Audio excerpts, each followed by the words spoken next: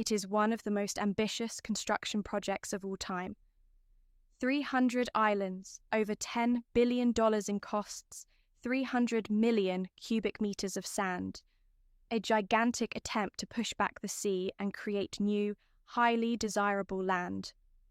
A man-made archipelago was the plan, shaped to resemble nothing less than the continents of the Earth itself. That's why the project carries the modest name, the World Islands. A place to live, to vacation, and to do business. Just minutes by helicopter or speedboat from downtown Dubai. It was meant to be another puzzle piece in the government's effort to use every metre of its short coastline, creating ever more space for luxury hotels and resort developments on artificial islands and peninsulas. Construction began in 2003, and soon the first glossy promos appeared, selling the project as the newest attraction on the Persian Gulf. In line with the concept, the various islands were supposed to represent the cultures of different continents. It was meant to be nothing less than a miniature version of the entire planet, admittedly in a very luxurious form.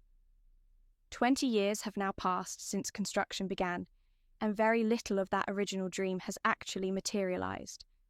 The few islands that are truly finished look almost ridiculous, isolated among empty sandbanks.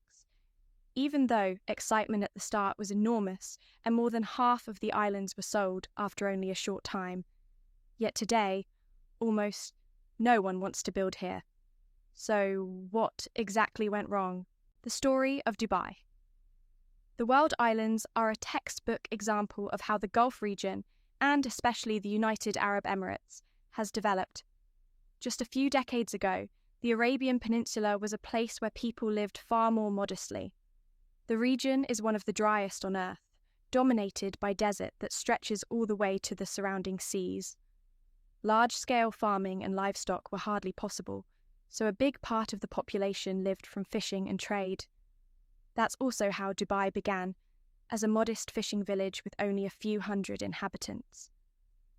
In 1822, a British naval surveyor described the young town roughly like this. Only about 1,000 people lived there in an oval settlement, surrounded by a mud wall, with goats and camels wandering around. There were only 2 paths leading out of the village, one to a creek choked with reeds, and the other into the desert, until it eventually met a caravan route.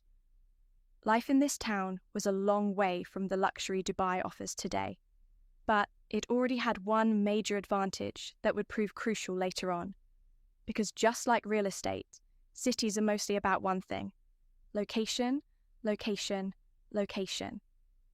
Dubai's position near Iran and along key east-west trade routes soon turned it into a rising port city. Fishing quickly faded as the main livelihood, and the town shifted to trading in valuable goods. Until the 1930s, Dubai was one of the main exporters of natural pearls. The pearl trade grew so quickly that it came to dominate the city's economy. That brought many residents sudden prosperity and rapid growth, but it also made Dubai heavily dependent on a single commodity. If the pearl business ever declined, the risk would be huge, and that basic pattern would repeat itself more than once in Dubai's history. When the Great Depression and the rise of cultured pearls hit in the 1930s, those two developments together pushed the city into a deep crisis, with poverty and large-scale emigration as the result. But a few decades later, after pearls came another highly lucrative opportunity for Dubai. In 1966, large oil reserves were discovered, ushering in a new era in the city's development. Oil allowed the emirate to grow rapidly again. The booming industry drew workers into the city, and once more the same pattern emerged. Dubai became too dependent on a single sector. At times, up to 50% of the economy was tied to oil extraction and refining. Yet Dubai's oil reserves are small compared with those of other Gulf Emirates. Roughly 96% of the UAE's oil lies in Abu Dhabi, not Dubai.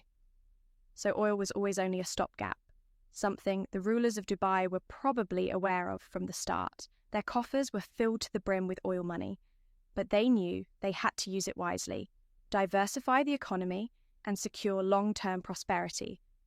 And that's exactly what they tried to do. They poured oil revenues into major infrastructure projects with both hands, like Port Rashid and later the much larger Jebel Ali port. At the same time, they spent heavily on tourist attractions and used tax incentives to create a business-friendly climate for global investors and companies to set up in Dubai. The goal was to build a city that could compete with London, New York, or Tokyo. And to some extent, they succeeded. In the late 1990s and early 2000s, Dubai experienced a real boom. Signature landmarks like the Burj Al Arab and the Burj Khalifa were built. Real estate prices exploded, and because hardly anyone wanted to live in the inland desert, while coastal plots were highly coveted, those waterfront land prices shot into the stratosphere. A solution was needed. They began planning artificial islands and peninsulas to solve that problem and create more of this precious shoreline. The first Palm Island, Palm Jumeirah, was built, and from a business perspective, it performed well. From an ecological point of view, you can certainly criticize such massive terraforming, but the plots sold incredibly fast, which allowed Dubai's leadership to chalk the project up as a success. And what do you do when a concept works? You copy it, again and again. 2 more Palm Islands were planned, along with other smaller island schemes, for example in the shape of a seahorse. And as the crown jewel of it all, the world, the ultimate proof of Dubai's ambition. A replica of the Earth where you could experience food and culture from all over the globe. And just like Palm Jumeirah, the project initially went according to plan. In 2003, the state-owned company Nakheel began pumping sand, and the first island started to appear. The project was supposed to be finished by 2008. Because demand was so high, the number of islands was even increased from 200 to around 260. And even before land reclamation was complete, the first plots changed hands. One of the earliest people to own one of these coveted islands was, interestingly enough, 7-time Formula One world champion Michael Schumacher, who reportedly received an island as a personal gift from Sheikh Mohammed bin Rashid Al Maktoum. If the articles about this gift are right and Google Maps is accurate, then this is Michael Schumacher's island. It was originally intended as a showcase to demonstrate what a fully developed island could look like, which makes it one of the very few that are actually built on. But I doubt anyone truly lives there now. It would be a strangely lonely life, with no neighbours at all. The gift to Schumacher was also meant as a signal to other buyers. Soon, there were rumours that Brad Pitt and Angelina Jolie had also bought an island, rumours that later turned out to be false.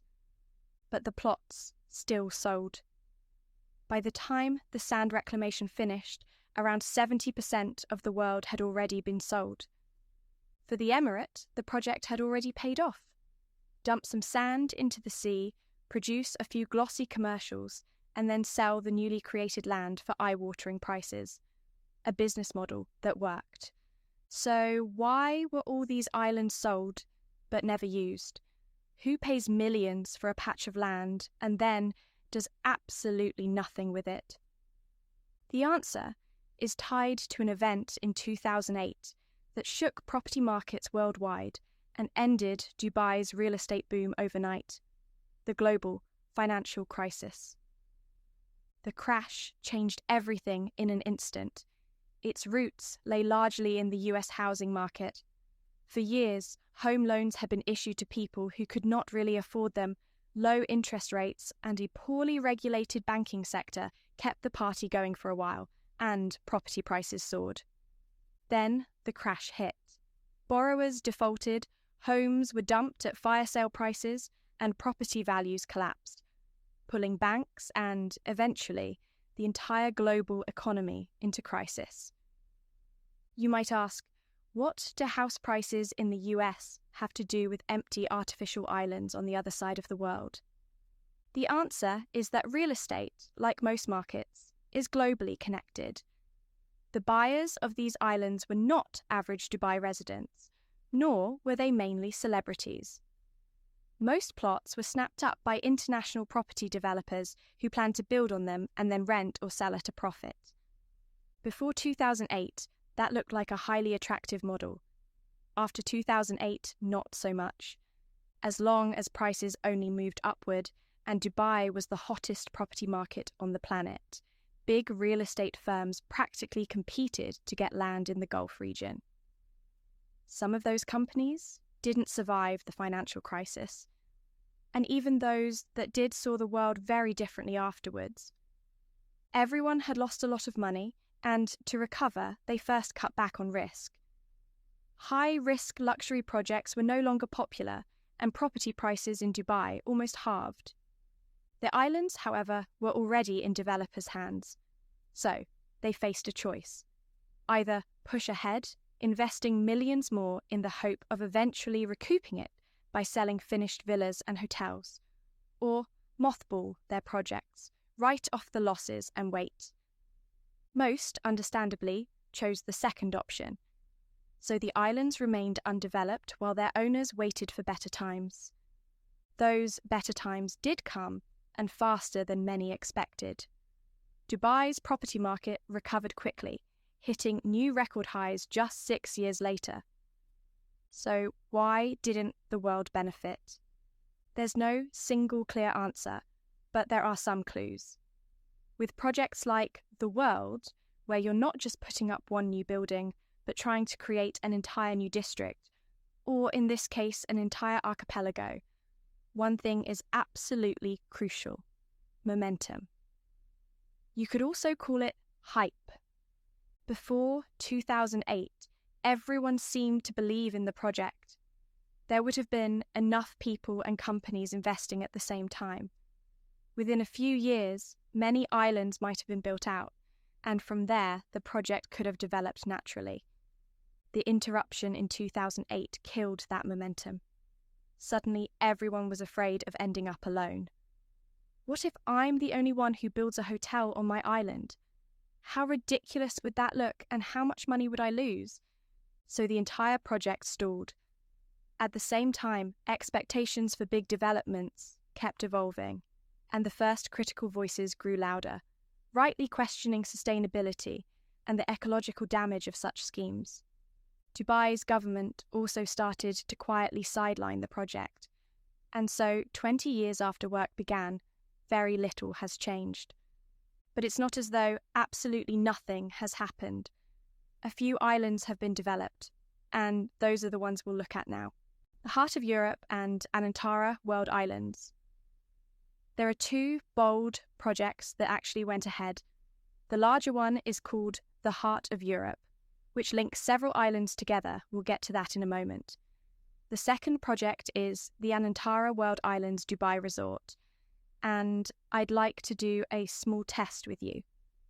The original idea behind the world was to develop each island so that it reflected a specific country in architecture, culture, and of course food. In theory, a nice concept. I'll show you a few images from the Anantara Resort now, and you can try to guess which part of the world it's in, at least which continent. That should be doable, right? Okay, this looks a bit Arabic. Hotel room and pool, pretty standard. Maybe something more European after all? Well, a playground like this doesn't really tell us much. Have you got an idea which continent this might be? Now, it should be obvious. These columns, especially with that little curl at the top, clearly point to one thing. Classic Argentine architecture with Chilean influences, of course. So, naturally, this hotel must be in the South American section of the world. Joking aside, what this really shows is that the different cultures idea only works up to a point. It's a charming concept, but these islands are far from truly unique. And in the heart of Europe, it's not much different, even if they've at least tried a bit harder on the surface. The Côte d'Azur Hotel, with its themed areas Monaco, Nice, Cannes, and Saint-Tropez is still somewhat understandable.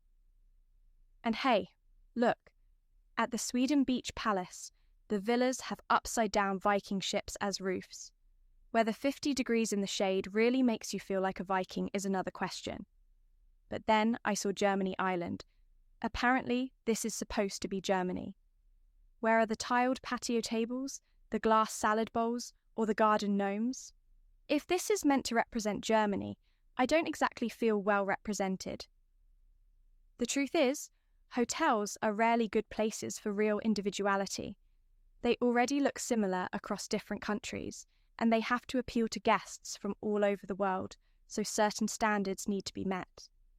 Even without wildly original theme islands, these hotels could still, in theory, be successful. We can't know for sure, but I'm going to stick my neck out and say they probably aren't doing amazing business right now. If you look at the price for a week's stay, it's obvious that only a very specific target group can even afford it. And why should wealthy people choose to travel to an almost isolated island where there's not much to do, and where you can only leave by boat or helicopter? If the original vision had been realised, if all the islands were already built out and the archipelago had become a playground for the rich and famous, then perhaps things would look different. And if Dubai's overall hype hadn't cooled in recent years, we might at least have seen a scenario similar to the first Palm Island. But with these half-hearted attempts to establish a few hotels out there, the original dream will almost certainly never be reached. Most people who can afford such trips still prefer the real coasts to an imitation. And as long as that remains the case, most of the islands off Dubai will probably stay empty for the foreseeable future.